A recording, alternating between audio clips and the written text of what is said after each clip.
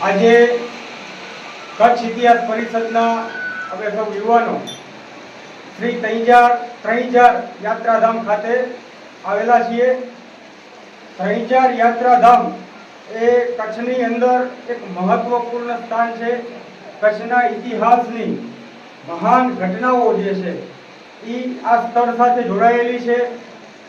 બારમતી પંથ અને મહેશ પંથના સ્થાપક પૂજ્ય શ્રી ધણી માતંગદેવની પરંપરા અને સિદ્ધથી આવેલા સમા રાજવંશ અને એની જ એક શાખા એવા જાડેજાઓની જે પરંપરા છે એ પરંપરા સાથે જોડાયેલું આ સ્થળ છે।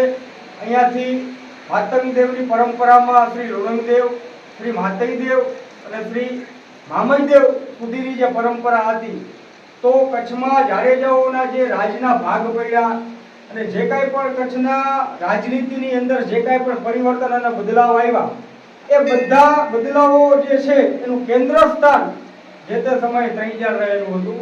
અને એ જ પરંપરાનું વહન આજે આ ઘટનાને તો 1000 વર્ષથી વધારે સમય થઈ ગયો, પણ એ જ ઘટનાનું અને એ જ પરંપરાનું વહન આજે પણ કચ્છની અંદર થઈ રહ્યું છે। અને એ જ પરંપરાના વાહક પૂજ્ય શ્રી ધરમસિંહદેવ જે અત્યારે કચ્છના રાજકિલાટ ગોર છે, અને અમે લોકો કચ્છ ઇતિહાસ પરિષદ તરફથી આજે અહીંયા એક મ્યુઝિયમનું અનાવરણ કરવામાં આવ્યું છે, તો એના ઉપલક્ષ્યમાં આજે અહીંયા મળ્યા છીએ। તો આ પરંપરા શું છે અને વર્તમાન સમયની અંદર આ પરંપરાનો નિભાવ કેવી રીતે કરી શકાય એમ છે, તો પૂજ્ય શ્રી દાદાને હું વિનંતી કરું કે આ વિષય ઉપર થોડો પ્રકાશ પાડે।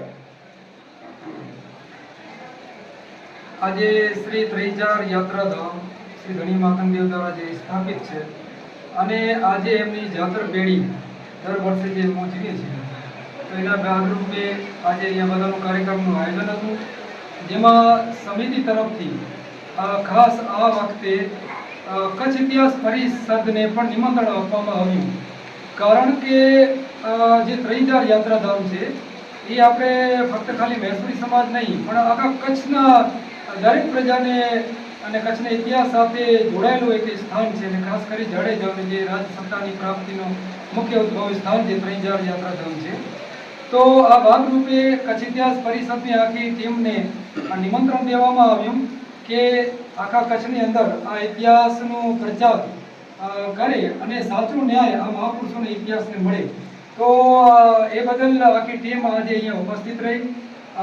કચ્છ ઇતિહાસ પરિષદના પ્રમુખ શ્રી જયવીરસિંહજી સોઢા જે એમનું ઉદ્બોધન આપ્યું, અને એમની સાથે આખી ટીમ અને ખાસ કરી અને કચ્છ ઇતિહાસ પરિષદની યુવા પેઢી આખી જેમને બહુ રસ છે એમાં ઇતિહાસમાં, એ પણ આજે અહીંયા ઉપસ્થિત રહી અને આજે એમનું સન્માન કરવામાં આવ્યું, અને એમણે એક બાંહેધરી આપી કે ખરેખર કચ્છનું ઘણું બધું ઇતિહાસ આજે અંધકારમાં પડ્યું છે, તો એને બહાર લાવી અને સાચો ન્યાય મળે, માતંગદેવના ઇતિહાસને અને ઘર ઘર સુધી જન સુધી આ ઇતિહાસ પહોંચે, તો એ એમનું ટીમે મુલાકાત લીધી ત્રણજાર ધામ વિસ્તારની, અને એમનું સન્માન કરવામાં આવ્યું, અને જે અમે આભારી છીએ।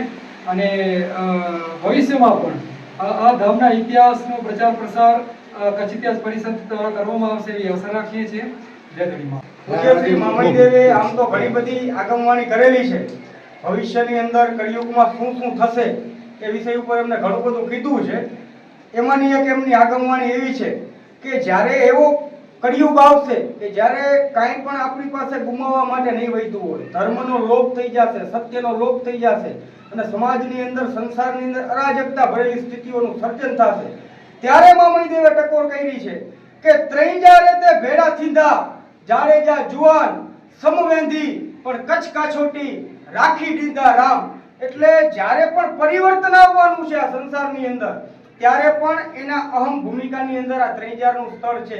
બીજી એક એમને આગમવાણી કરેલી હતી કે ગંગા, પ્રાચી, ગોમતી, ચોબારી વઈ અંજાર અણમોક્ષા મારું કે મોક્ષલા મોક્ષ ગિનેલા હે લુણીવાળા લુણંગદેવ એક તોજો આધાર। તો આ આપણી ઈ મહાન પરંપરા છે, અને જ્યારે યુગ પરિવર્તન થશે ત્યારે પણ આ જગ્યા જે છે એ બહુ મહત્વપૂર્ણ ભૂમિકામાં હશે। તો આ આપણી એક પરંપરા સાથે જોડાયેલું આ એક સ્થળ છે। આ સ્થળે આપણે સર્વે કચ્છીઓ અહીંયા આવતા રહી અને આપણી પરંપરાને જોતા રહી અને એનું વહન કરવાનો એક પ્રયત્ન કરતા રહી। એવી લાગણીઓ અહીંયા અમે સેવીએ છીએ. આ સાથે અસ્તુ. બોલો શ્રી ધણી માતંગ દેવ કી જય. બોલો આશાપુરા માત કી જય. બોલો ત્રીજા